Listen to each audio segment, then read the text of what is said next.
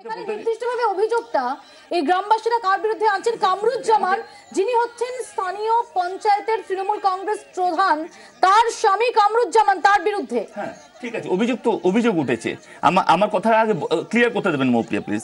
এই ডোমকলে অধীর চৌধুরী উনি বলছেন যে 60,000-এর কথা কেন বলছেন, তার কারণ এই ডোমকলে অধীর চৌধুরী বলেছিলেন যদি ওখানে আমরা কংগ্রেসের প্রার্থী না দিই তাহলে হয়তো তৃণমূল কংগ্রেস জিতে যাবে। এটা আমাদের আশঙ্কা ছিল না, অধীর চৌধুরীর নিজের স্টেটমেন্ট যে আমরা প্রার্থী দিচ্ছি তার কারণ যাতে অন্তত কংগ্রেস কিংবা সিপিএম যেতে তৃণমূল, কারণ তৃণমূল ওখানে একটা প্রভাব বিস্তার করতে পারে যদি কংগ্রেস আসে। এবং লড়াইটা কিন্তু আজ থেকে নয়, আপনি দেখবেন পঞ্চায়েত নির্বাচন থেকে দেখেছি মুর্শিদাবাদে ঢুকলো কি মৃত্যু আরম্ভ হলো। এবং আপনারা জানেন, আমরাও যারা সাধারণ রাজনীতি এবং যারা সাধারণ দর্শক আছে তারা প্রত্যেকেই জানেন এই মুর্শিদাবাদ এলাকায় কিন্তু লড়াইটা বরাবর ছিল কংগ্রেস ভার্সেস সিপিএম এর। আমরা কিন্তু কখনোই গত পঞ্চায়েত নির্বাচন, তার আগের পঞ্চায়েত নির্বাচনে 50-এর উপরে মানুষ মৃত্যু হয়েছে এই মুর্শিদাবাদ এলাকায়, যার নেতা ছিলেন কংগ্রেস এবং সিপিএম এর। লড়াইটাও ছিল তাদের, আবার সেই একই লড়াই প্রতিফলিত হচ্ছে যেখানে কংগ্রেস আর সিপিএম একে অপরের বিরুদ্ধে লড়ছে। আমি আপনাকে বলি, উনি 7,000 বললেন, আমি বলেছি 60,000। সৌমিক হোসেন দাবি করছেন আমরা 50 থেকে 60,000 ভোটে জিতবো ডোমকলে। এবং বলে দিই, গত এক মিনিট মৌপ্রিয়া, গত লোকসভার নির্বাচনে ওখানে কংগ্রেস এই সৌমিক হোসেনের বাবাকে 30,000 ভোটে জিতে। এই মুহূর্তে শক্তিদা, I must be candid enough, যখন এক রক্ত ঝরছে, যখন আমরা দেখতে পাচ্ছি যে পরিজন তিনি এভাবে আত্মচিৎকার করছেন, সেই সময় দাঁড়িয়ে সত্যি এই পলিটিক্সের যে ম্যাথমেটিক্সটা এই মুহূর্তে সেটা খুব বেশি আকর্ষণীয়। কিন্তু আনফরচুনেট পার্ট ইজ যে এটা নিয়ে চাপানো শুরু হয়েছে, আপনাদের বিরুদ্ধে অভিযোগ তুলছে তৃণমূল কংগ্রেস। আমি ম্যাথমেটিক্স দিচ্ছি না, ওখানে যারা প্রত্যক্ষদর্শী অভিযোগ তুলছে Soumik Hossain, who is a candidate of that particular constituency, যারা আই উইটনেস তারা কি অভিযোগটা তুলছে। উনি বলছেন শিখিয়ে দিয়েছে। পাশাপাশি একজন মৃত্যুকে নিয়ে রাজনীতি করার মানসিকতা আমার নেই। আমি আসবো আপনার কাছে। সোমা মাইতি আমাদের সঙ্গে এই মুহূর্তে টেলিফোন লাইনে রয়েছেন। সোমা, যেটা আমরা জানতে পারছি যে ওখানে বিক্ষোভ দেখাচ্ছেন সাধারণ মানুষ মৃতদেহ আগলে, একটু যদি আমাদের জানাও প্লিজ। কোন পার্টি করে তারা? ওরা তৃণমূল করে, তৃণমূলের লোকে কি করতো? এজেন্ট ছিল ভিতরে। কোন পার্টি? সিপিএম পার্টির এজেন্ট ছিল। কি নাম? এর নাম তহিদুল শেখ। এজেন্ট ছিল, সিপিএম পার্টির এজেন্ট ছিল। বাপিদা এদিকে আসেন, এদিকে আসেন গো।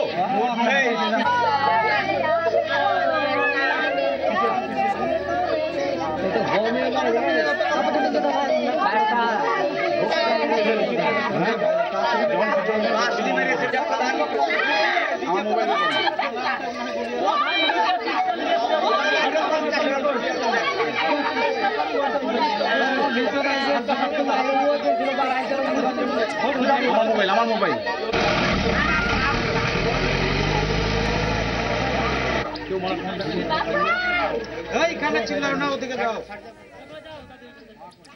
আমরা চলে যাবো সোমা মাইতির কাছে। সোমা, যেটা জানতে পারছি যে ইতিমধ্যেই গ্রামবাসীরা তারা বিক্ষোভে ফেটে পড়েছেন, কি জানা যাচ্ছে এই সম্পর্কে? দেখো, আমি আসবো প্লিজ।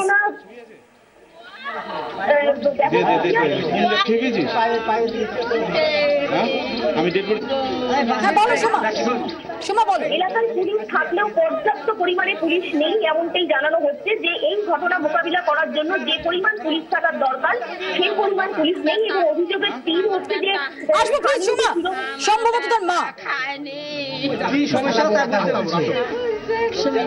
আমি দেখতে গেছি না, আমার বিয়ে আছে। হ্যাঁ বলো, ছাড়ো বাপিদা গেল। আমি আবারও চলে যাবো সোমা মাইতির কাছে। সোমা, বলো প্লিজ।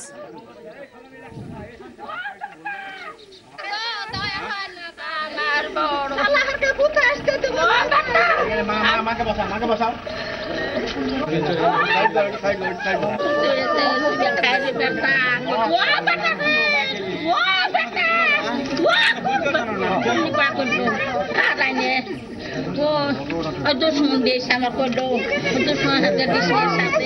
আমি বেটাকে বলি, ওরে আমার কানে যাতে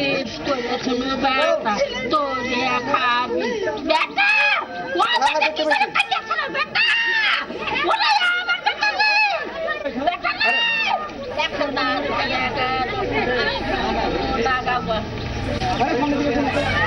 আমরা দেখতে পাচ্ছি অত্যন্ত হৃদয় বিদারক একটা দৃশ্য, যেখানে দাঁড়িয়ে তার পরিজনরা তারা কান্নায় ফেটে পড়ছেন। আনফরচুনেটলি এই মৃত্যু নিয়ে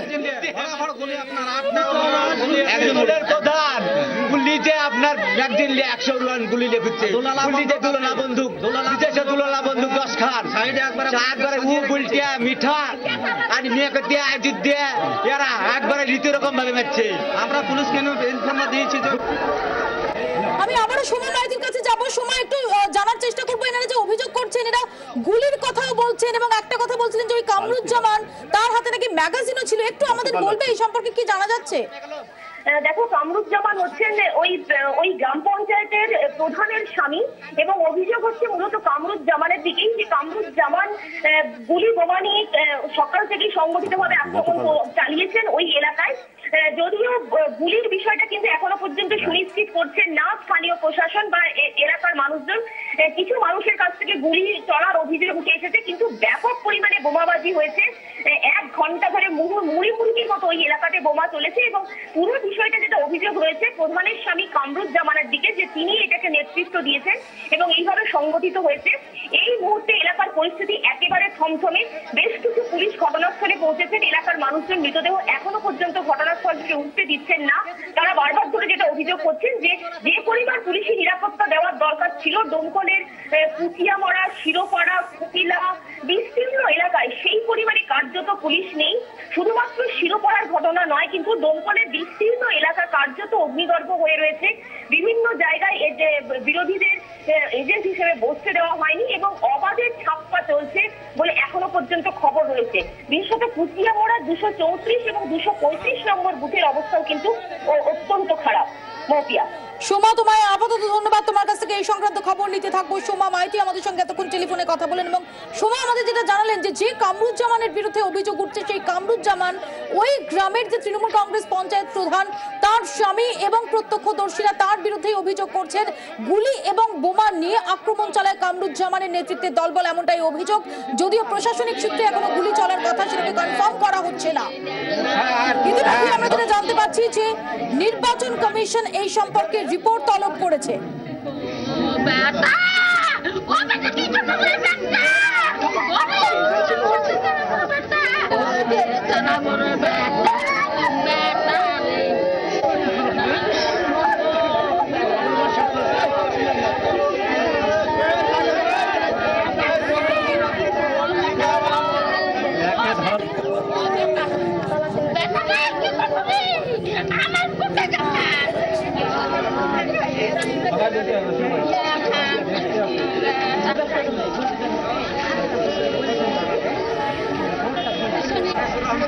শ্রাবন্তী সাহা আমাদের সঙ্গে এই মুহূর্তে টেলিফোন লাইনে রয়েছেন। শ্রাবন্তী, এই খুন নিয়ে ইতিমধ্যে নির্বাচন কমিশন রিপোর্ট তলব করেছে বলে আমরা জানতে পারছি, তোমার কাছে কি বিস্তারিত তথ্য আছে? দেখো, দমকলে এই মৃত্যুর ঘটনার পরেই কমিশন প্রথমত যে সেল রয়েছে সেখানে যে অজস্র ছবি উঠে আসছে, সেই থেকেই কিন্তু জেলা শাসকের কাছে প্রাথমিকভাবে জানতে চান বিষয়টি কি। জেলা শাসক SMS এর মাধ্যমে জানিয়েছেন যে এরকম একটি ঘটনা ঘটেছে, তবে ঠিক কি কারণে খুন এখনো সেটা স্পষ্ট নয়। ঘটনাস্থলে আইসি কে পাঠানো হয়েছে এবং এই সম্পর্কে কিভাবে এই ঘটনা ঘটেছে, কখন ঘটনা ঘটেছে এবং মৃত্যুর ঠিক সঠিক কারণ কি, এই বিষয়ে বিস্তারিত রিপোর্ট চাওয়া হয়েছে কমিশনের কাছে। ঘটনাস্থলে আইসি গেছেন। শ্রাবন্তী, তোমার কাছ থেকে আমরা এই খবর নিতে থাকবো। জেলা শাসকের কাছে রিপোর্ট তলব করেছে নির্বাচন কমিশন, এমনটাই জানালেন আমাদের প্রতিনিধি শ্রাবন্তী সাহা। জেলা শাসক তাকে SMS এর মাধ্যমে জানিয়েছেন এই সম্পর্কে আইসি ঘটনাস্থলে পৌঁছেছেন, একথাও জানানো হয়েছে নির্বাচন কমিশনকে। যদিও কি কারণে এই খুন সেই সম্পর্কে কোনো নির্দিষ্ট উত্তর যায়নি জেলা শাসকের তরফ থেকে। আমরা এই দিকে চোখ রাখবো, কারণ চতুর্থ দফার ভোট গ্রহণ শুরু হতে না হতেই আমাকে মারিয়ে ঘুষিতে তাড়িয়ে দিল, যে ও এজেন্ট ছিল, বাড়ালো কামরুল 2 নম্বরে প্রধান। রাতে ঘুষ, প্রচুর টাকা ঘুষ দিয়েছে কেন্দ্র বাহিনীকে। কেন্দ্র বাহিনী যখন আমাদেরকে ঘুষাতে লাগলো, কেন্দ্র বাহিনী ওদেরকে বললো এই করলো। তারপর আপনার ওকে বম মারিয়ে যাহা ফেল পড়ে গেল, হাসিয়ে দিয়ে কুবাতে লাগলো। এবার চারিধার দিয়ে বম মারিয়ে আমাদেরকে আন্ধার করে দিল। আমরা কি করবো, নির্ভয়ে পালিয়ে শুনো। আমরা এই ধারে CPM পার্টি করি আমরা, বাম ফ্রন্ট। এ দেখেন ওই শিশি বম মারিয়েছে, আমারও খাম হয়ে গেছে, ওকে বাঁচাতে যায়। তারপর যখন হাসিলে আরো দৌড়ছে, আমি পালিয়ে শুনো। রাত্রে ওরা ধরলেন বাইক বাহিনী মোটর সাইকেলে, গ্রাম থেকে। না কেন্দ্র বাহিনী কেউ বাধা করেনি, গোটা গ্রামকে টহল দিয়েছে।